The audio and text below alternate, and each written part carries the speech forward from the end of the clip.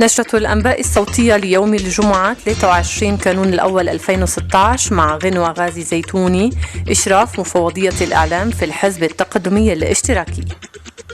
مع استكمال مراسم التسليم والتسلم بين الوزراء ومع الاستعدادات الجارية لصياغة مسودة بيان وزاري يؤهل الحكومة لنيل ثقة المجلس النيابي بلا طرح إشكاليات وقضايا خلافية، يستحوذ قانون الانتخاب الجديد على حيز جدي ومهم من النقاشات التي تشهدها الأروقة السياسية والإعلامية. وبين حدي قانون الستين القاتل لكل أمل بنوايا جدية للإصلاح والتطوير، والنسبية المطلقة التي قد تكون قاتلة سياسيا لفرقاء لهم أدوارهم التأسيسية في تاريخ لبنان القديم والجديد، يبقى اقتراح القانون المختلط المقدم من ثلاثي الحزب التقدمي الاشتراكي وتيار المستقبل والقوات اللبنانية الحل الوسط الأقرب إلى منطق التسوية والشراكة الفعلية القائمة على صحة التمثيل.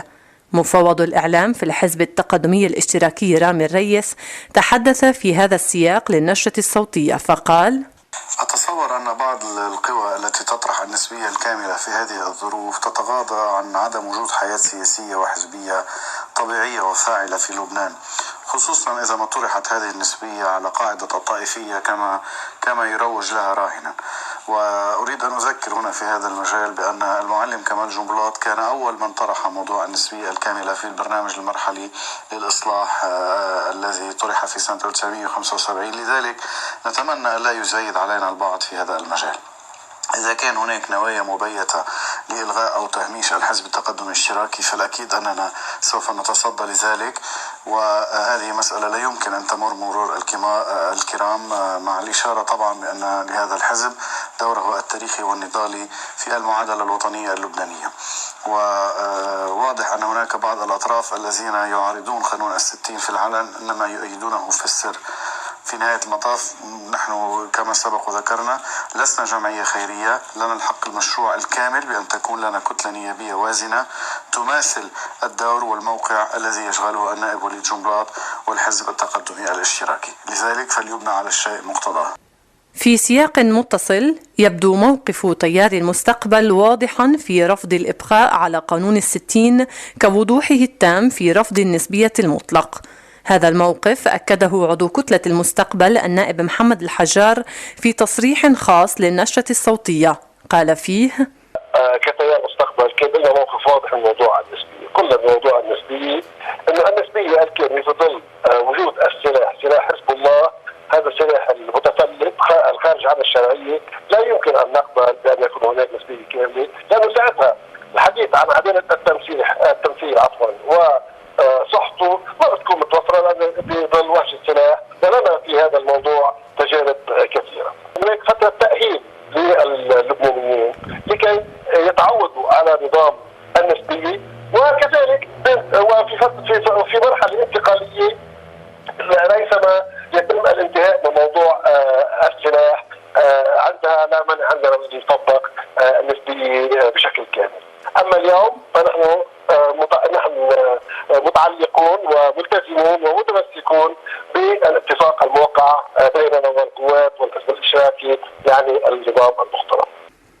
في المقابل، موقف القوات اللبنانية لا يقل ثباتا عن مواقف شركائها في اقتراح القانون، والقناعة القواتية راسخة بأهمية العمل على مراعاة هواجس كافة الفرقاء والانتقال التدريجي نحو إقرار النسبية.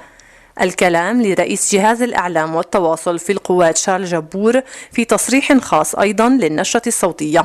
القوات اللبنانية تعتبر قانون الانتخاب مسألة تتصل بالبعد الميثاقي للنظام اللبناني، ولذلك هي تعول كثيرا وتضغط كثيرا باتجاه إقرار قانون جديد يعيد تصحيح الخلل في التمثيل لكل المجموعات اللبنانية. ولذلك تعتقد أن القانون المختلط بين النسبي وبين الأكثري يشكل مساحة مشتركة بين كل القوى السياسية، خصوصا أنه لا يجوز القفز دفعة واحدة من الأكثري نحو النسبي. طبعا هناك مشروع مقدم من قبل رئيس بري وهناك مشروع آخر مقدم من قبل القوات والاشتراكي والمستقبل. يجب بالوصول إلى اتفاق مشترك، إلى مشروع قانون مشترك، إلى قانون مشترك في هذا الاتجاه، ولكن لا يجوز إطلاقا الإبقاء على قانون الستين.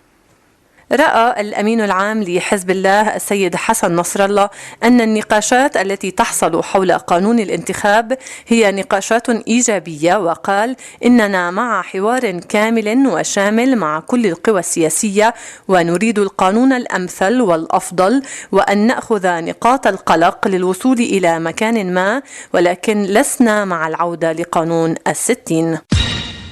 أكد وزير الدولة لشؤون حقوق الإنسان أيمن شقير أننا نسعى للعمل بالدرجة الأولى على الملفات الساخنة، وأولها قانون الانتخاب الذي نريده عادلا لا يستثني ولا يهمش أحدا من الشرائح السياسية في الوطن، لافتا إلى أنه رغم ضيق الوقت ستعمل الحكومة على وضع مداميك الإصلاح لوقف الهدر من خزينة الدولة، على أن تتابع الحكومة اللاحقة مسيرة الإصلاحات التي باتت ضرورة وملحة. كلام شقير جاء خلال لقاء معايدة أقامته وكالة داخلية المتن في الحزب التقدمي الاشتراكي في مركزها في خلوات فلوغة، ضم إلى شقير مفوض الشؤون الداخلية في الحزب هادي أبو الحسن، وكيل الداخلية عصام المصري، أعضاء الوكالة ومعتمدين ومدراء الفروع. ويستقبل الوزير شقير التهاني في دارته في بلدة أرسون المتن الأعلى عصر السبت من الساعة 3 بعد الظهر حتى الساعة 6 مساء، والأحد من الساعة 9 صباحا وحتى 6 مساء. في إطار اللقاءات والجمعيات العمومية التي تعقد في المناطق تحضيرا للمؤتمر العام للحزب، عقدت وكالة داخلية بيروت في الحزب التقدمي الاشتراكي جمعيتها العامة بحضور أمين السر العام في الحزب ظافر ناصر ومفوض الداخلية هادي أبو الحسن. وتم خلال الاجتماع مناقشة الوضع التنظيمي للحزب على مستوى الفروع والمعتمديات ووكالة الداخلية، كما جرى البحث والتداول في الوضع السياسي العام. بدعوى من مفوضية التربية والتعليم في الحزب التقدمي الاشتراكي، عقدت الهيئات والمكاتب التربوية للأحزاب اجتماعا في المركز الرئيسي للحزب في بيروت، ناقشت خلاله الأوضاع التربوية والنقابية ومسائل حياتية واقتصادية. وقد هنأ المجتمعون الوزير مروان حمادي بتولي حقيبة التربية والتعليم العالي، مؤكدين أنهم يعلقون آمالا كبيرة في أن يلعب دورا محوريا وأساسيا في تحقيق المطالب المحقة للأساتذة، ومؤكدين استعدادهم للوقوف إلى جانب وزير التربية لإحقاق المطالب وتأمين ديمومة واستمرارية المستوى الرفيع للقطاع التربوي والأكاديمي في لبنان. استضافت بلدية مزرعة شوف أطفال المركز الوطني للتنمية والتأهيل وجمعية الإنماء الاقتصادي وإدارة وأساتذة وطلاب مؤسسة الطفل السعيد لذوي الاحتياجات الخاصة الذين أمضوا يوما ترفيهيا في صالة كنيسة مار جاورجيوس تخلله توزيع الهدايا وحفل غداء، وذلك في إطار أجواء عيدي الميلاد ورأس السنة. رئيس اتحاد البلديات يحيى أبو كروم شدد على أولوية العمل بلمسات إنسانية في هذه الفترة التي تحتاج الكثير من لمسات الفرح والشعور الإنساني الذي يجب أن يكون دافعا من أجل العمل معا لتطوير الإنسان وإسعاده والوقوف إلى جانبه. أخيرا، توقعت مصلحة الأرصاد الجوية أن يكون الطقس السبت غائما جزئيا إلى غائم مع انخفاض بسيط بدرجات الحرارة وأمطار متفرقة تشتد غزارتها اعتبارا من بعد الظهر، وتكون مصحوبة بعواصف رعدية ورياح ناشطة، وتتساقط الثلوج على ارتفاع 1300 متر وما فوق. تجدون المزيد دوما عبر موقع جريدة الأنباء الإلكترونية anbaonline.com وتويتر @anbaonline وفيسبوك أنباء أونلاين.